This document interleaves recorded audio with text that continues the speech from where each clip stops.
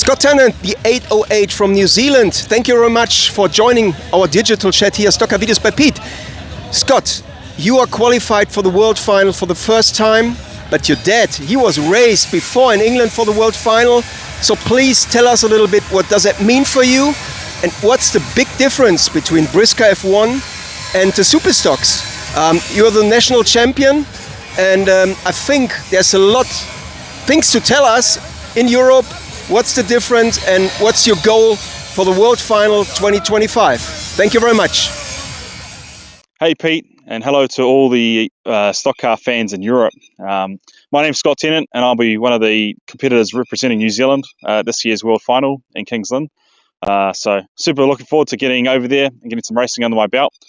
You've got many questions for me. I am the current team champion as part of the Canterbury Glen Eagles. So we're the national champs for teams racing over here. We won this 3 times in a row. And I'm number 3 at the World Invitational Superstock champs. So those, I guess, 2 results combined allowed me the opportunity to come over and race over in the UK. So really looking forward to it. As you might notice, we're at a speedway over here. We're at Kiki Speedway. So I've got a little bit to do with Kiki. I actually manage their stock car team. They're one of the lower ranks, which I was part of a few years ago. So got a little bit to do with each other. So it's pretty cool to be able to showcase their track. They're actually supporting me to come over there and race. So it's a bit cool to show you around, I guess. It is the winter off season at the moment, so there's no racing, as you can see out here. There's not much going on actually, but it's a nice sunny day for a change in our winter months. So I'll show you around the place, and I'll try and answer your questions as good as we can. Kiki Speedway is a 360-metre oval track based in the Waikato region in the North Island of New Zealand. This track hosts about 9 different race classes, which normally run over 10 race dates per season, with some of their grades including sprint cars, super saloons, along with Superstocks and stock cars.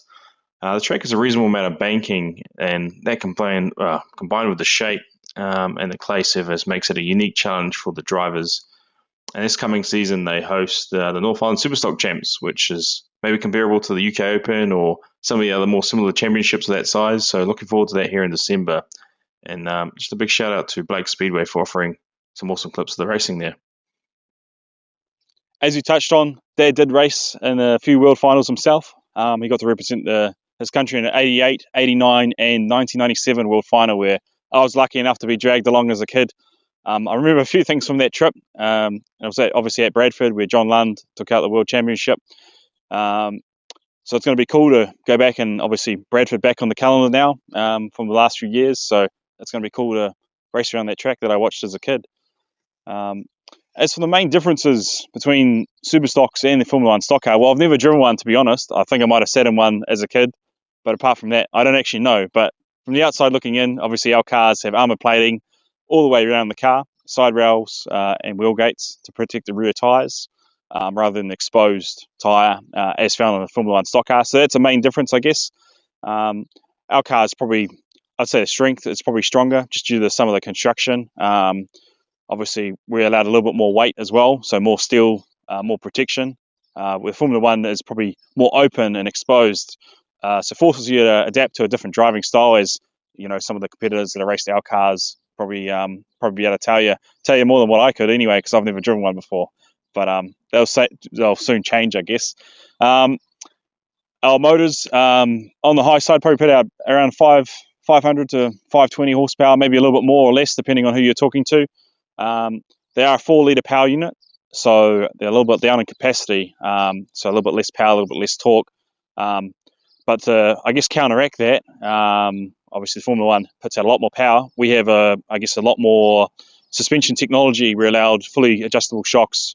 There's no weight jacking restrictions for weight here and there on the cars, so you're really allowed to tweak the setup. So perhaps the Formula 1 stock car has more power, the Superstock might handle a little bit better.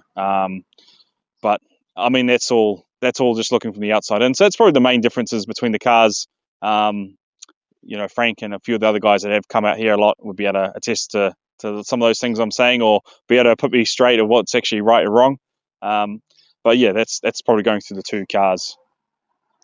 Another cool thing about the Superstocks is I just touched on it before. There's a wide variety of motors used in the class. So, for example, I ran a Toyota V8, which is built by Hughes Race Built. as he specialises in these motors. But there's also offerings from Nissan, Ford, Chev, and a bunch of other brands in the class. So it's quite hotly contested between the engine builders as well as the different motor setups. So it's cool to see that combined, obviously, with the different chassis that are out there available. So it's cool to see some cool variations and different things that are out there in each of the cars.